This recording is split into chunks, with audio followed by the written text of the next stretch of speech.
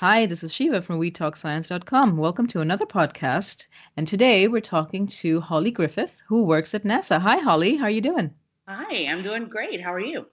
I'm doing really, really good. Thank you very much for joining us. It's taken me a while to pin you down, but I'm so happy that you could finally join me on this show. Tell us what you do, actually, please. At NASA, I'm an engineer. My actual title is Vehicle Systems Engineer. I work on the Orion vehicle, which is the vehicle that's supposed to replace the space shuttle. Um, I work in the Safety and Mission Assurance Group for Orion, and my system is the ECLAS system, which stands for Environmental Control and Life Support Group. So, what all of that means is that on Orion, I work safety for the environmental group. So, whenever a design comes through or a design change comes through, um, I'm the person who looks at it and says, okay, does it meet our requirements? Safety wise, is it okay? Is it safe? Because we have all of these hazard reports and requirements, and is there any kind of failure mode that we've looked at that it could, could it fail in any way? And so you just go over everything and you make sure that basically it's safe enough to be on the vehicle. That's absolutely amazing. So, how did you actually get started at NASA? Like, what is your background? My background is mechanical engineering, so that's my degree. I first started at NASA in 2004, working as a flight controller on the space shuttle. Then my system was actually the electrical power system. So if you know your shuttle flight control positions, I was an Eagle, EGIL, and that stood for electrical generation and illumination. So that meant that we were we were in charge. I know they get very creative with the acronyms there. That meant I was in charge of the electrical power system, and we also controlled the lighting system, the lights on the vehicle. So that's where the illumination part comes in. But so I did that from '04 until the shuttle was retired in 2011. And then from 2011 to 2012, I went to the ISS and I worked on the ISS for 1 year. I was an OSO, an operations support officer. Those are the mechanical people for ISS, but they're also kind of the IFM or the in-flight maintenance people. They when something breaks on ISS, you can't just run down the street to Home Depot or something and get the part you need. So we keep a parts list of everything that we have on ISS, and we look at everything and we're like, okay, what broke? What do we have to fix it? And how can we fix it? And then we come up with something, and then we send our procedure to the crew, and they go to work on it. So I did that for about a year, and but then I was a contractor, and it looked like more. We had a bunch of layoffs around the shuttle time, so it looked like more layoffs were coming, and I at that point I was, I had just joined this new group, so I was like, well, if we have another round of layoffs, that's probably going to include me. So I actually left NASA for 3 years, and then I came back in 2015. This time as a civil servant, so I was an actual, government worker at that time, and that's where I am today in my current job on Orion. Can I just ask, you were actually on the ISS? I'm a flight controller. Okay, that's Yeah, so I'm cool. not an astronaut. I'm sorry if I Oh said no, no, no, that. no. I'm sorry. I am completely, like I said before, I think I'm completely your groupie. So, I think what you do is absolutely amazing. I mean, this is like the stuff of dreams. So tell me more about how you experience being a woman in NASA, being a woman in STEM. What are your challenges? What are the things that you see every day for you and your peers? It was actually in school. It was a bit different because I went to a small school in the South, and I was actually one of only two women in my graduating class. So that there were some challenges there, because it was just it was just kind of weird, being one of only two women. But at NASA in flight control, especially, it's a very different world because it is so challenging that whenever you find the skills of a flight controller, which it's of course the engineering and the technical skills are very important, but communication is so important. If you ever watch, any videos on YouTube from mission control where you can hear the loops, you notice the communication and how everyone communicates, and so that is such a huge part of the job. So that whenever you find someone with those skills, someone that has that, it's kind of like everyone just trusts each other. In mission control and the flight controllers, they don't really care so much as what you are or who you are. It's if you can do that job, awesome. Now, whenever I left NASA, it was a bit different. I actually went to work for an oil company, and there were very few women there, and so it was weird. And then I came back, and everyone's been great in my current job. But you hear stories. I mean, I've heard stories from other women at NASA who have not had a great experience, and I've had people in my group who haven't been the best men, who haven't been, I would say, the most friendly towards women. And I've heard stories, of men to kind of watch out for this guy or watch out for that guy, and it's just frustrating that we're still there. We haven't moved on from that yet, and it's 2019 or whatever. It's like, can we not? Yeah. Can we just not? So Yeah. So what advice would you have for the girls in our generation and the generation after ours who watch movies like Hidden Figures and are incredibly inspired by, the fantastic women that have actually worked so hard to send humankind into space? What kind of advice would you have for them? I would hope it's gotten better now. Maybe in schools, the data doesn't show it really has that there is much of a difference in terms of the numbers of women, going into STEM careers. That it's pretty much about 20%. That's what it was when I graduated. That was in '02. So it's still about 20% now. But you can't let that bother you. You can't let the fact that you're the only woman in the room. You're not different. I mean, you are just as good. Don't get the imposter syndrome. You will get comments like, I've gotten. Yeah, that's another good point. I've gotten many comments. Like saying, "Oh, you're here because you're the token," or they needed to check the box, or basically affirmative action is the only reason you got your job. So you'll get comments like that. You just can't let it bother you. You have to shrug it off. You just have to say, these people exist. There's nothing I can do about them. So I'm just not going to worry about it.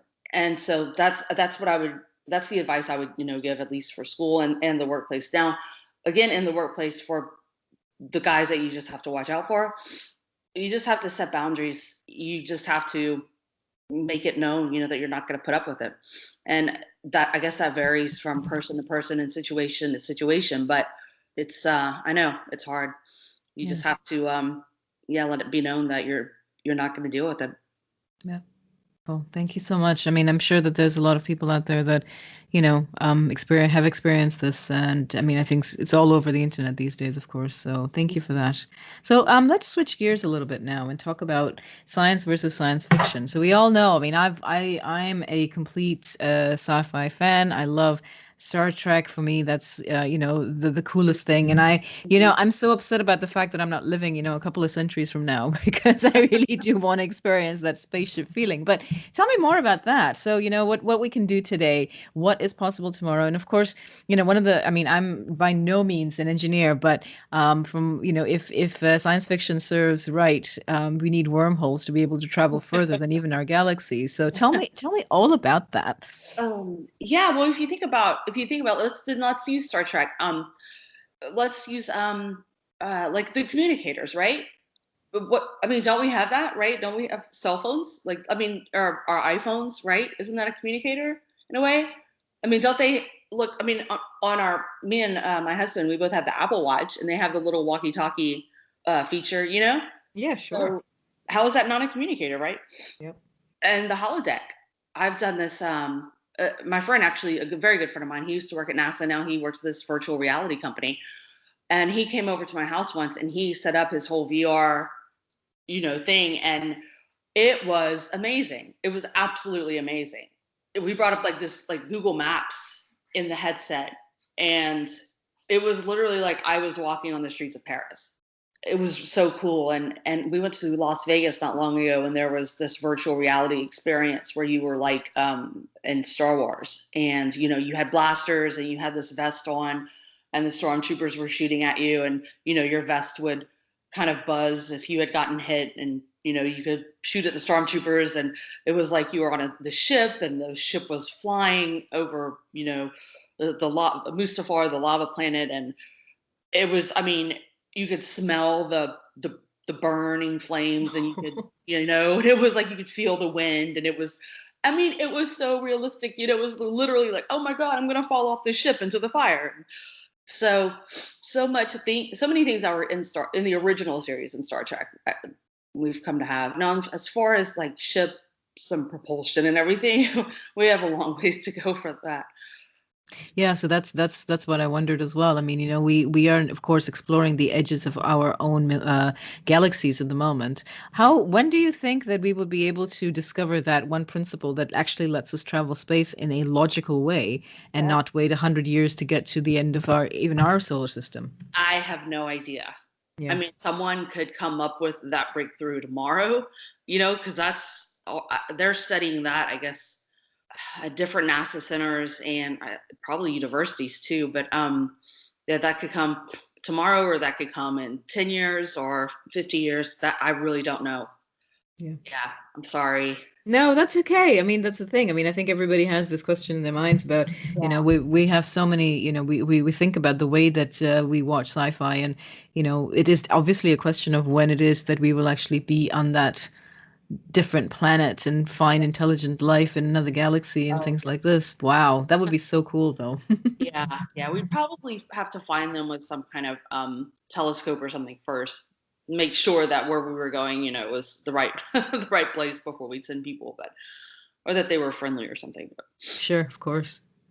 So can I then go back to what you do? What does your typical day look like at NASA? um, it could be different things.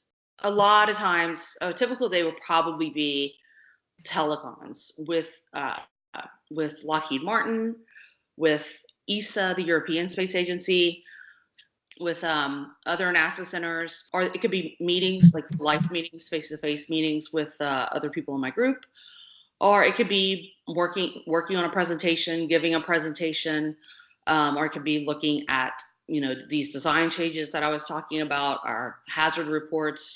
Sometimes we get new.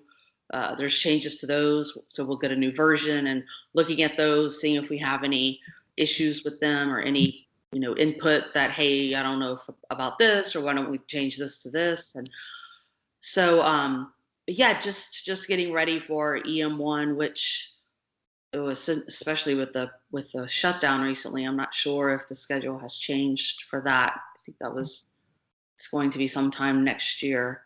Well, it had been I think it was for the end of this year, and now it's been moved to, I think, early next year.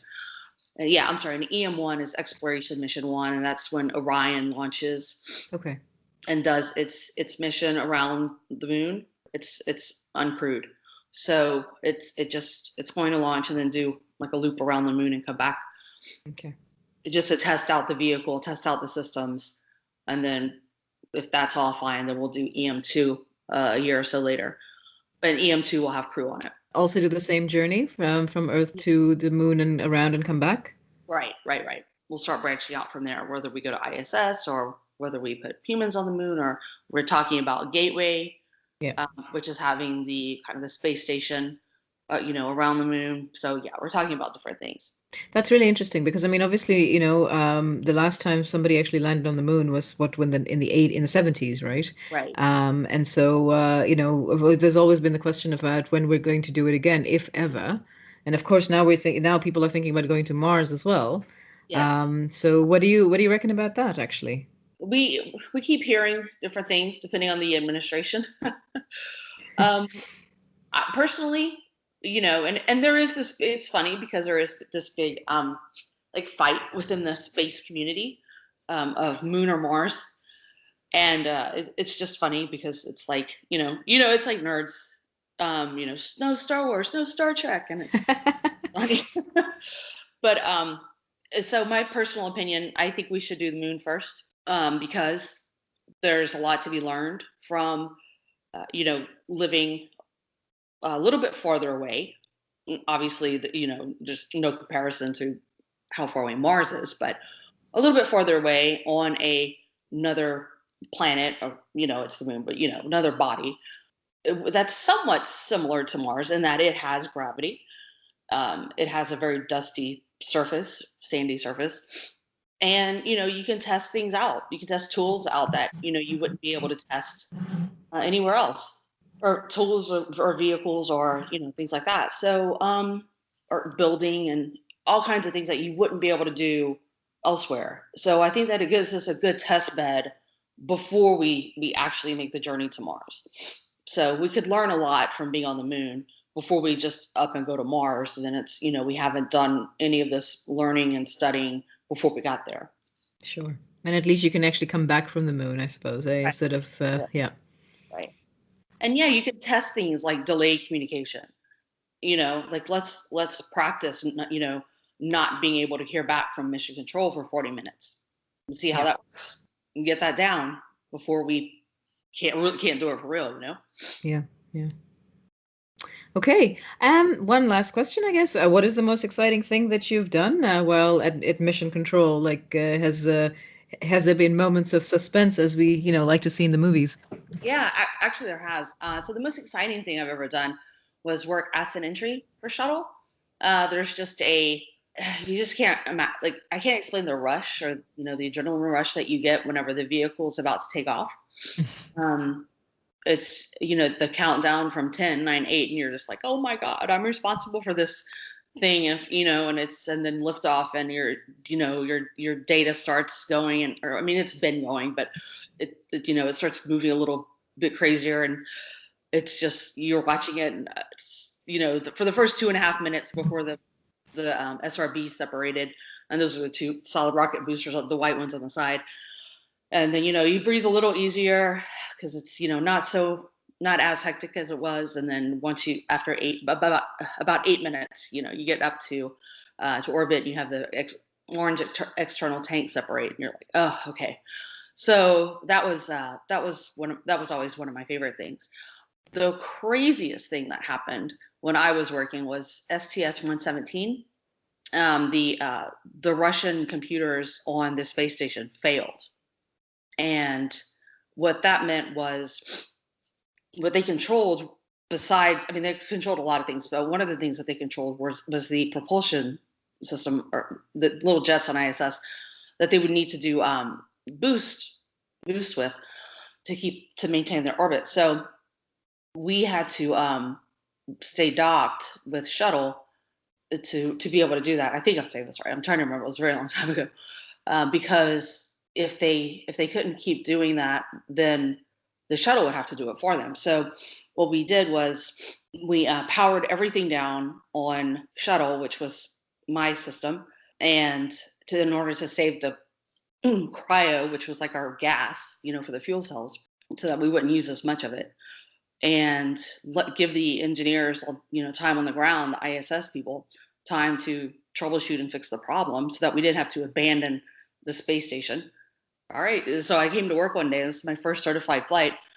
And they were like, yeah, get this done so we don't abandon ISS. I was like, what? That So, yeah. sounds really exciting. I'm sorry. That just sounds like, any movie that you would watch on TV. That's so cool. Yeah. Yeah. Yeah. It was kind of crazy. Well, thank you so much for your time, Holly. Is there anything else that you would like to say before we wind up? That's just thank you for having me. And yeah, I'm sorry it took so long to finally tack up.